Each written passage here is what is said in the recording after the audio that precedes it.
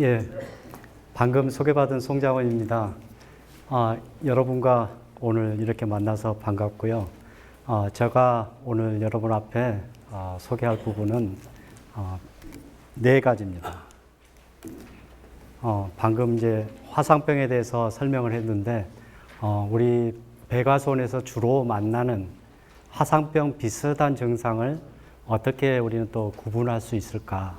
그 부분을 중점적으로 설명을 하고, 그 다음에 이제 병해충 관리, 그 다음에 이제 우리가 작년에 고온 피해를 받았고 또 열과 피해를 좀 많이 받았죠.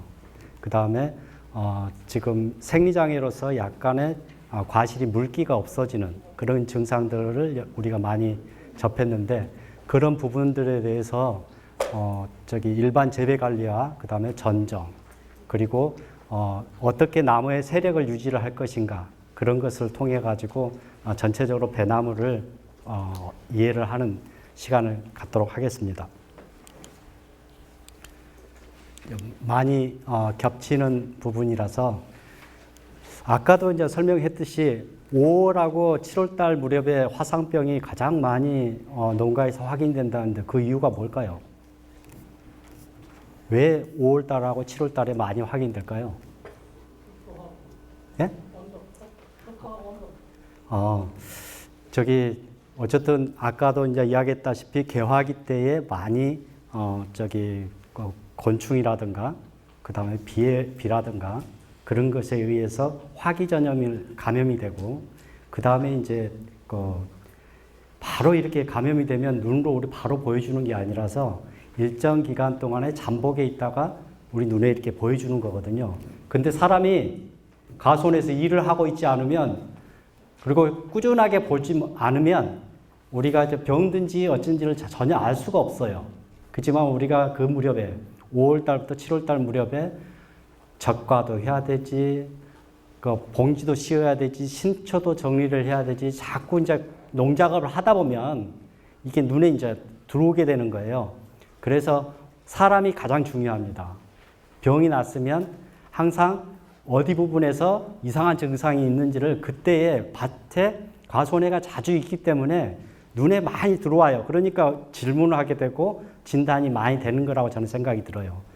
그래서 평상시에도 이제 나중에 수확을 다 끝날지라도 과손해 꾸준히 봐가지고 위험 요인이 없는가. 특히 지금 무렵에는 여러분께서 화상병이 걸렸는지 여부는 그냥 순식간에 알 수가 있어요.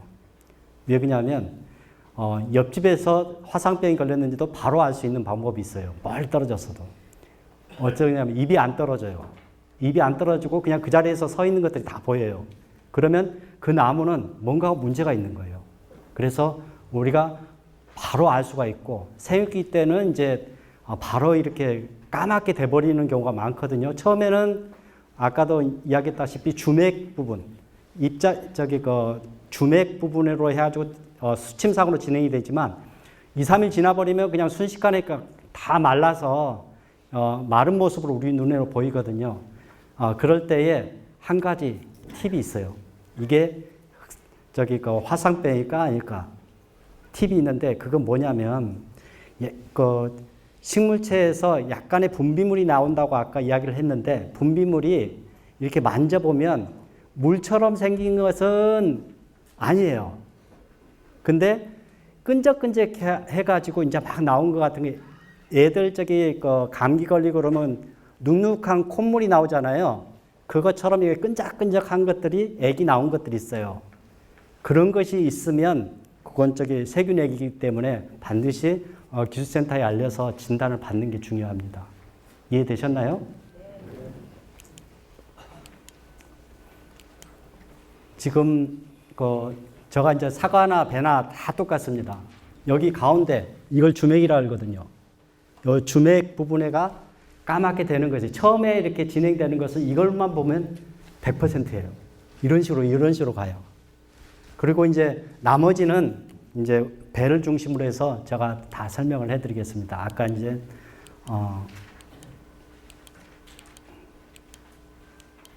자, 여기서 배 같은 경우는 여기 신고하고 원앙 품종에 대해서 지금 처리를 한 거예요.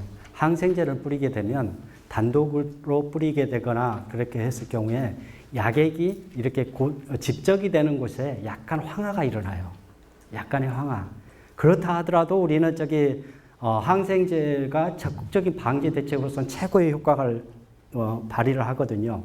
그래서 이런 것들은 나올 수가 있다. 그렇지만 우리는 써야 된다. 방제를 해야 된다. 그렇게 생각을 하시고 적극적으로 방제를 하시되 될 수 있으면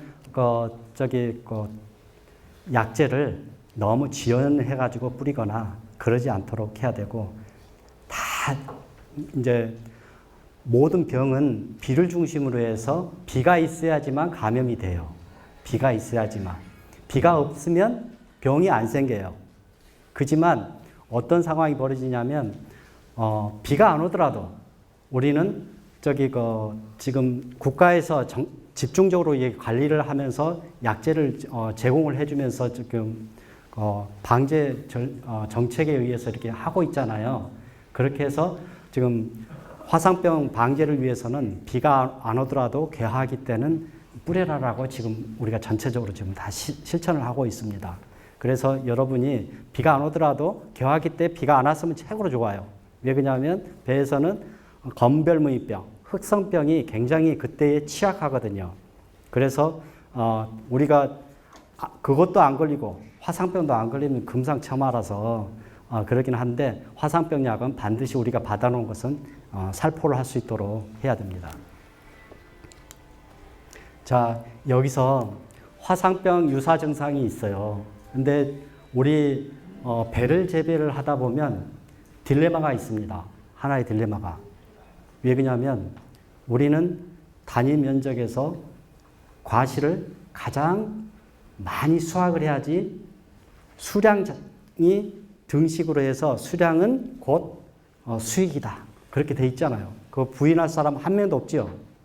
그래서 수량을 많이 하고 그 다음에 그 중에서도 수량 중에서도 품질이 좋으면 금상첨화고 그런 개념에서 일단은 수량을 많이 빼야 돼요. 그러다 보니까 우리한테는 하나의 딜레마가 생겨요. 시비를 많이 하는 조건으로 우리는 항상 바뀌어버리고 착가를 많이 하는 수준으로 이렇게 관리를 하게 됩니다. 그렇게 되면 어떻게 하느냐? 이게 이제 그 나무의 저장 양분을 많이 없는 조건으로 바뀌어버리면 어떻게 되냐면 뿌리의 군권 세력이 지하부가 확장이 되는 것이 차단이 되고 그러면 다시 그 다음에는 지상부가 우리가 전정을 아무리 강전정을 하든 약전정을 하든 간에 그 반응이 안 나오게 돼요. 이렇게 지하부가 확장이 안 되면 다음에는 지상부도 확장이 안 되게끔 바뀌어버립니다. 그러니까 작년에 비해서 수관이 더 넓어져야 되는데 넓어지지 않고 세력이 계속 빠지는 쪽으로 바뀌어버립니다. 그래서 오늘 여러분께서 저하고 이제 배 재배를 생각을 할 때 우리는 항상 배는 약간은 세력이 강한 쪽으로 유지를 해야지 우리가 원하는 쪽으로 수관을 넓힐 수가 있고 과실도 크지만 과실이 물기가 많아서 우리가 소비자한테 굉장히 환영을 받는 그런 품질로 우리가 품질을 관리를 할 수가 있습니다.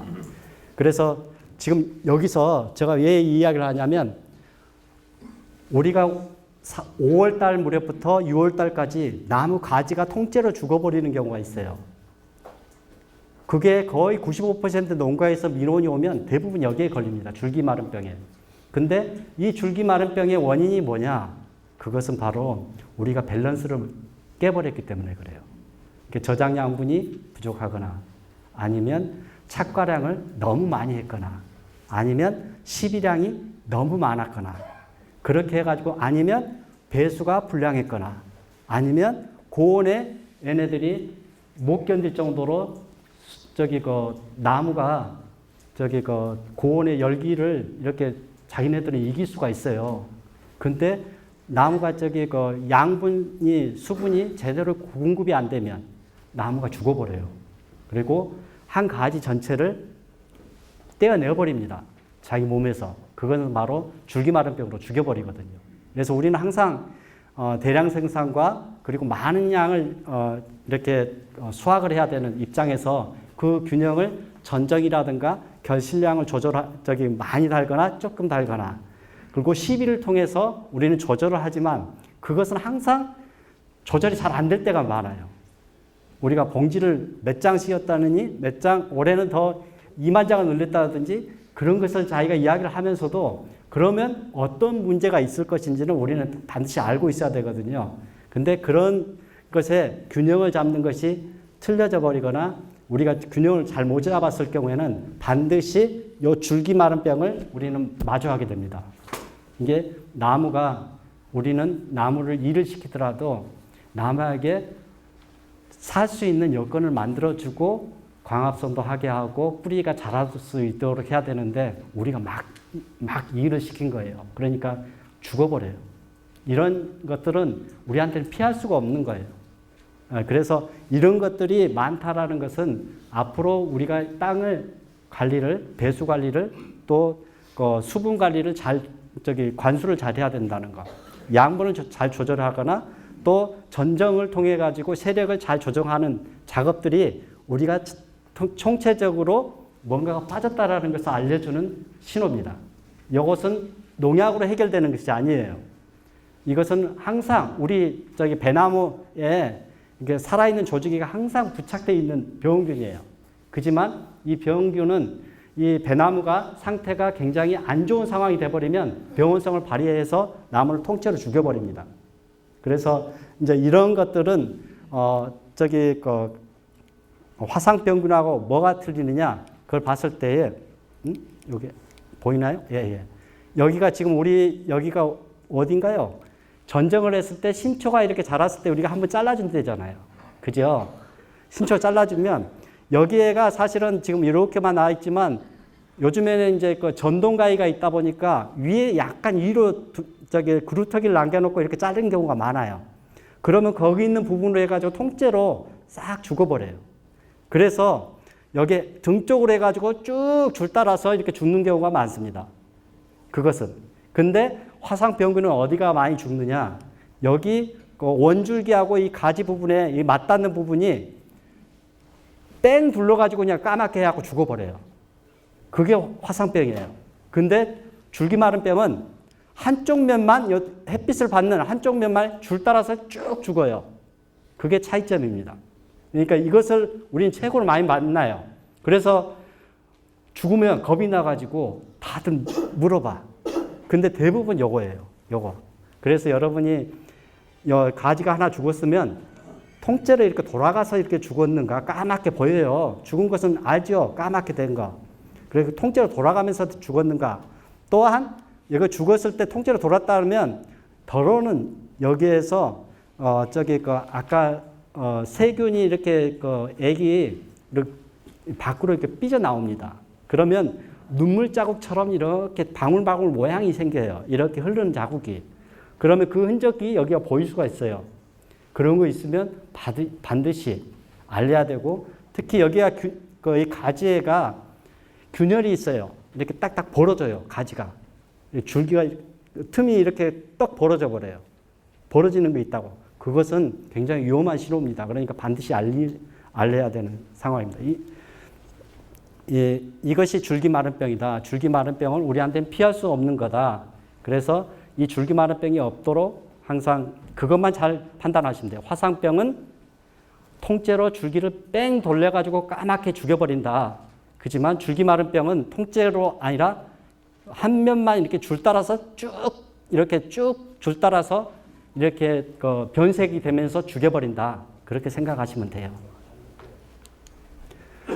요게 이제 줄기 마른 병인데 우리가 흔히 동고병이라고 해요. 동고병, 줄기 마른 병인데 여러분이 혹시나 과수원에 하다 보면 옛날에 이제 논으로 있었던 데를 과수원으로 이렇게 바꾼 데가 있어요.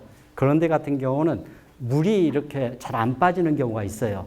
여러분이 기울기가 아무리 이렇게 경사가 있다 하더라도 수직 배수가 안 되는 것은 똑같아요, 상황은. 그래서 수직 배수가 안 좋은 것 같은 경우는 이런 식으로 해서 이 나무가 통째로 한 줄 전체가 다 죽어버려요. 이게 바로 줄기마름병입니다. 배수가 안 되면 죽어요.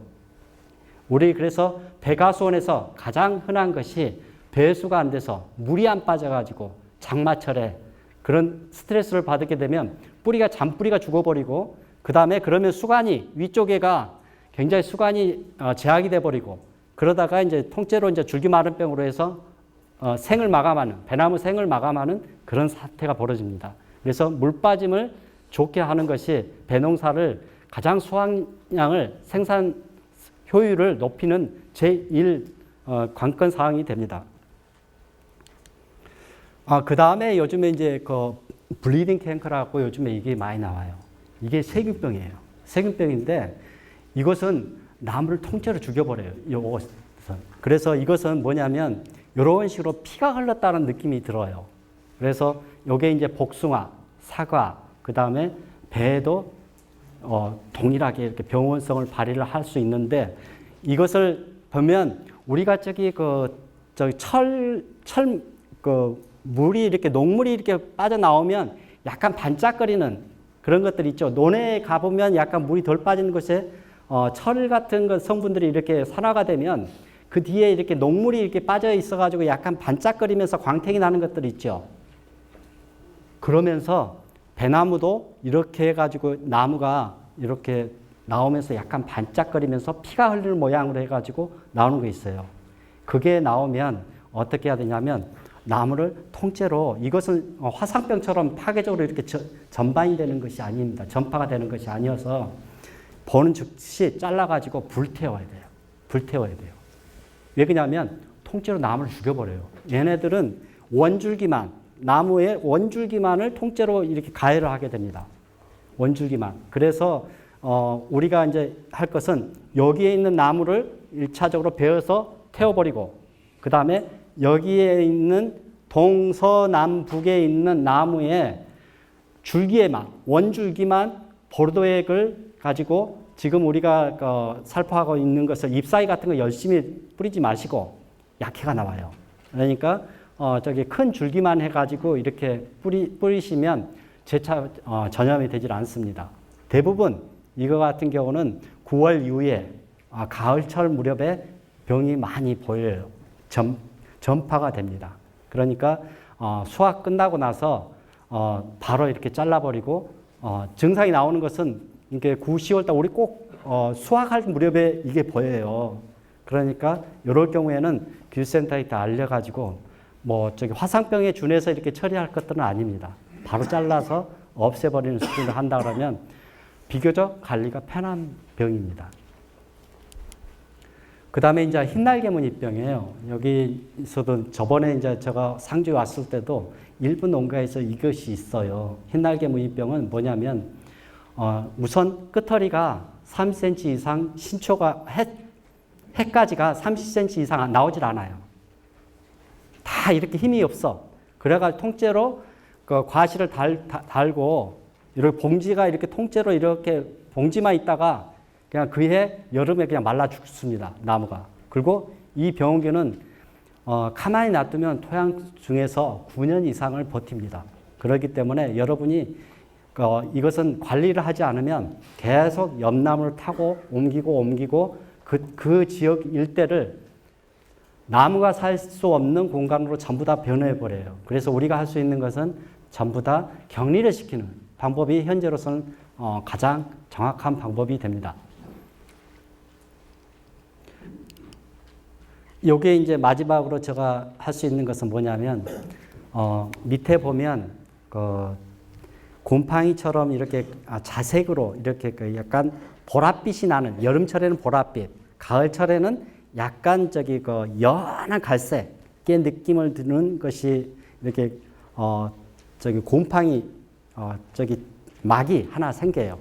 땅하고 나무하고 이렇게 마주치는 부분에가 이렇게 생겨 있어.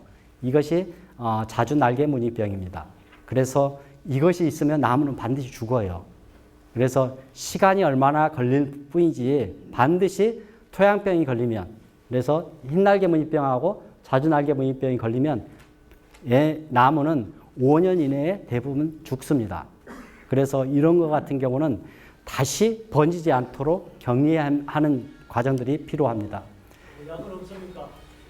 지금 현재로서는 우리 후치왕이라고 하는 것이 있고 톱신과 벤레이트라는 것을 우리가 활용을 해가지고 하면 되는데, 화학적 방제로 성공한 사례는 화분 같은데 이렇게 실험하는 조건에서만 통용이 되지, 나머지 포장에서는 그닥 지금까지는 효과적이지 못한 걸로 전 세계적으로 돼 있어요.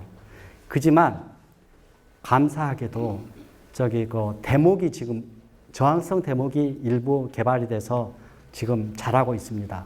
그래서 저항성 대목을 가지고 쓰게 되면 이것은 그 자리에서 쓸 수가 있는데, 지금 저항성 대목은 오로지 배연구센터만 지금 가지고 있어요. 지금 번식 단계에 있기 때문에 그것이 활용이 된다 그러면 흰날개 무늬병은 앞으로 여기 방제가 되고 그러리라고 생각이 듭니다. 약재를 가지고 했을 경우에 지금 여기 농가에서 여기 상주 지역일 거예요. 농가에서 물을 이렇게 잠겨가지고 했다라는 사례도 있던 걸로 내가 알고 있어요. 그래서 이제 그런 것들 같은 경우는 우리가 좀 더 실제적으로 실증 실험을 해보고 확인도 해보고 그런 과정들이 실제적으로 필요합니다. 지금 이것은 마지막으로 제가 보이는 것은 아밀라리아 뿌리 썩은 병입니다. 이것은 뭐냐면 여러분이 수확할 무렵 정도 되면 여기 나무 밑에 이렇게 버섯이 생겨요. 이 버섯 먹는 버섯인데 이 버섯이 생기면 버섯이 생겨가지고 이렇게 버섯이 생길 정도 돼버리면 위에는 잎사귀가 싹 쏟아져가지고 그냥 비닐봉지 과실 봉지만 남은 상태로 나무가 싹 다 말라 죽어버리거든요. 근데 이것은 토양병의 중에서 흰날개 무늬병보다도 관리가 좀 더 편한 편에 속해요. 그래서 이런 것 같은 경우는 요 나무가 중심으로 해서 이것을 굴치를 하고서 여러분이 보통 퇴비를 구입을 하시면 그해 그냥 이렇게 바로 퇴비를 쓰는 것이 아니라 1년 정도 밖에서 저장을 해놨다가 그 다음에 쓰시죠. 맞죠? 바로 써버린가요? 가을철에 그냥 뿌린다든가 그렇게 해버린가요? 표토했다 그러면 뿌리는 거죠. 예. 이제 그렇게 하는데 보통 이제, 이것을 할 경우에는 완숙 퇴비를 써야 돼요. 그래서 1년 정도 밖에다 묵혀놨다가 가스가 좀 빠져나가게 해서 완숙 퇴비하고 그 다음에 일반 토양하고 혼화를 시켜가지고 이렇게 우리가 예정지 관리라고 하죠. 뽑아버리고 다시 나무를 심을 준비를 하고 있는 걸 우리는 과수로 하는 사람은 예정지 관리라 그래요. 그래서 거기에다가 완숙 퇴비하고 토양을 섞어서 미리 이렇게 섞어 놓으면 이 병 자체가 굉장히 차단이 되고 방지하는 효과를 가집니다. 자, 이제 마지막으로 제가 해주고 싶은 것은 여러분 한 나무 전체가 끄트리가 이것이 이제 화상병이라고 겁먹어가지고 다들 오는 경우가 많아요. 이게 뭐냐면 끄트리가 한 3cm 정도가 여기 끄트리가 일자로 반드시 서가지고 끄트리만 까맣게 죽어버린 경우가 있어요. 그거 보셨나요? 흔하죠? 예, 흔해요. 그게 뭐냐면 붕소장애입니다. 붕소장애. 이게 끄트리 한 3cm 정도만 까맣게 해갖고 한 나무 자체가 전부 다 똑같이 약속이라도 한 듯이 끄트리 부분이 말라서 죽어요. 이게 이제 붕소장애인데 요거 같은 경우는 우리한테는 굉장히 안심 사인이에요. 바꾸면 되니까요. 생리장애니까 붕소가 장애를 일으킬 수 있는 요인들만 제거를 해주면 이것은 회복이 될 수 있는 부분이기 때문에 우리한테 좋은데, 문제는 지금까지 설명하지 않은 것 중에서 나무가 죽어간다든가, 그래도 만져봤더니 이렇게 수액이 나오는데 만져봤더니 어린애 콧물처럼, 감기 걸린 콧물처럼 이렇게 끈적끈적 한다든가 그런 거 있으면 바로 알려야 되고, 그렇지 않은 경우에는 지금 봤더니 요런 경우에 속하는구나. 그런다 그러면 여러분이 아는 만큼 편해집니다. 그래서 지금같이 제가 설명했던 부분들을 잘 기억하셨다가 서로 알려주고 그랬으면 좋겠습니다. 자, 우리 이쪽에서 이제 저번에도 제가 한번 설명을 한 것 같은데, 중국에서 우리는 대부분 인공수분을 하는 꽃가루를 다 수입을 해가지고 와서 사용을 하게 됩니다. 그래서 꽃가루를 수입을 해왔는데 문제는 중국에서 최근에 화상병이 꽃가루 채집 지역의 인근까지 와버렸어요. 그래서 여러분도 예전에는 전부 다 꽃가루를 전부 다 채집을 해가지고 본인 것은 쓸 것들은 요 장목반으로도 해가지고 다 생산을 해가지고 내년에 쓸 걸 다 준비를 하든가 빨리 만들어가지고 그 해에 쓰고 남겨두거나 그런 식으로 했단 말이에요. 요즘에는 단가가 안 맞으니까 그냥 사가지고 대부분 하게 되는데 문제는 이런 것들이 우리가 이제 편리함을 한다라는 것 자체가 문제는 화상병균이 유입을 막기 위해서 발생한 지역이 화상병이 이제 좀 화분 생산 지역에서 중국에서 화상병이 발생했다면 그 지역에 있는 생산된 것을 우리가 수입을 못하게 돼버리면 굉장히 어려운 상황이 벌어집니다. 그래서 단기적으로 우리가 해야 될 것은 꽃가루를 생산을 할 수 있는 준비를 하거나 아니면 수분수가 있는 품종에서 전정을 할 때에 가지를 꽃이 피는 물꽂이를 할 수 있게끔 그것을 잘라진 것을 준비를 이렇게 모아놓는다든가 그렇게 해서 비닐백에다가 넣어가지고 저장고에 넣었다가 나중에 물꽂이를 해서 수분수 옆에 우리가 주품종이 있는 옆에다가 물꽂이에서 자라해가지고 꽃이 피면 같이 이렇게 벌을 통해서 수분이 될 수 있게끔 한다든가 그 준비를 하고 장기적으로 봤을 때는 사실은 예전에는 15%에서 25% 다섯 줄에 한 줄 정도는 다섯 줄에 한 줄 정도 아니면 네 줄에 한 줄 정도는 다 수분수로 한 줄로 다 심었단 말이에요. 처음에는 그랬어요. 그러다가 지금 품종별로 새로운 꽃가루가 되는 품종이 수분수가 되는 품종이 생산량이 떨어지다 보니까 전부 다 같은 품종으로 다 바꿔버리고 신고 품종 위에다가 다 수분수가 고접을 해서 올라가 있는 상태가 지금 다 바뀌어버렸거든요.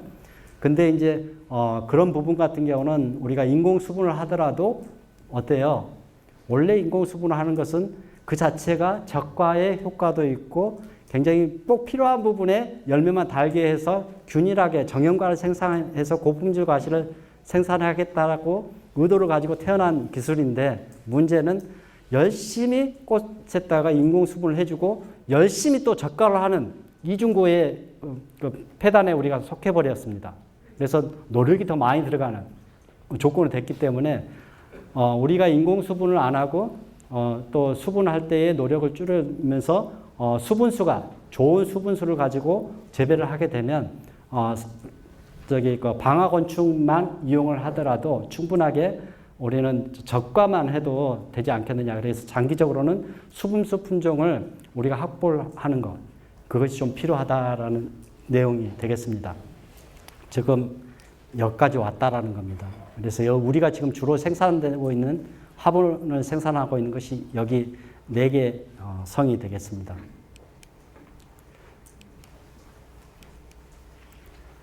그리고 이제 이렇게 이제 가지를 이제 실제적으로 꼭 화분을 채취하기 위해서 하우스를 만들어서 거기에서 물꽂이를 해가지고 이렇게 하는 거고 수삽을 해서 하는 거고 꽃가루 자가 채취하는 것 같은 경우는 지금 여기 중에서 혹시 꽃가루 자가 채집을 해가지고 꽃가루 하시는 분 손 한번 들어보실래요? 혼자 계시네요. 두 분. 예. 어쨌든 지금 정선 작업하고 이렇게 하는데 채취 단계부터 너무 미숙하거나 미숙 화분을 이렇게 하거나 아니면 이렇게 비닐로 이렇게 해서 이렇게 습기를 많이 줘버리면 안 됩니다. 그래서 두 분밖에 안 되니까 이 많은 사람 중에서 지금 한 300명 정도 되신 것 같은데 여기 있는 자료를 보시고 혹시 궁금하시면 나중에 또 연락을 주시길 바랍니다. 이렇게 꽃밥 채취하는 정선하는 거, 그 다음에 아세톤으로 이렇게 하는 작업들을 하게 됩니다.